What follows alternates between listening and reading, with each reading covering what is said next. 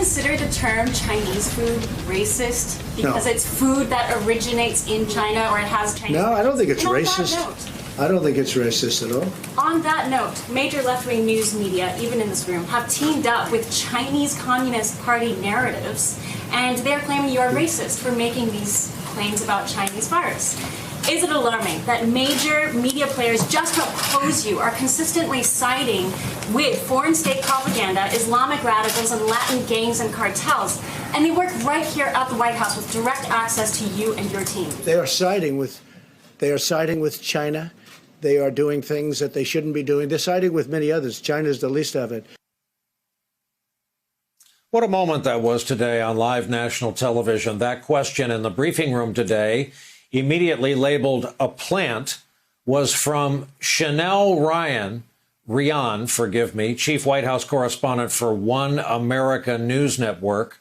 Ms. Rian recently aired a story about a since-debunked conspiracy theory that the coronavirus was hatched in a lab in North Carolina. That is a Chinese talking point, by the way.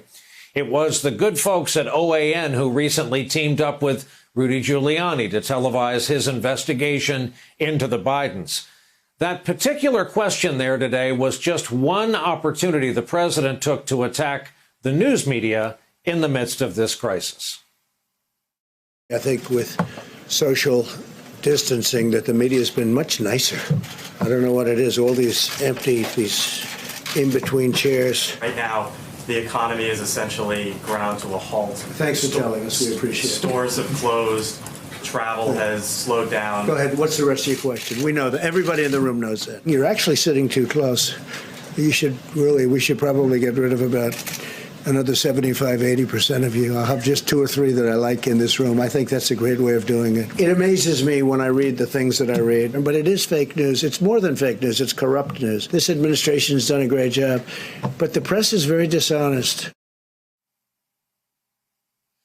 Back with us tonight, Michael Steele, former chairman of the Republican National Committee, former lieutenant governor of the great state of Maryland, these days host of the Michael Steele podcast, and happily at home the way so many of our guests are. Yeah. Michael, what's going on? And by the way, where's the Republicans?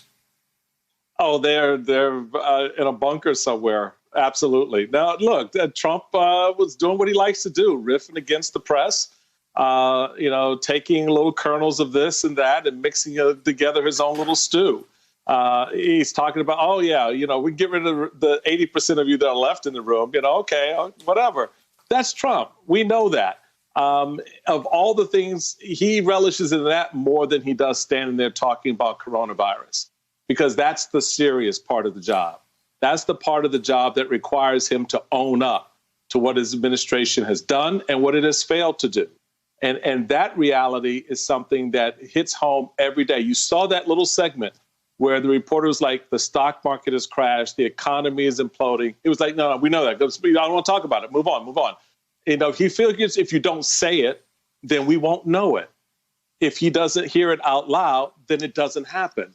And that's part of the problem that we see with this president, is that he doesn't internalize things the way he should, as most presidents in the past have, and take ownership of it and figure out, okay, this is what I need to do to fix it.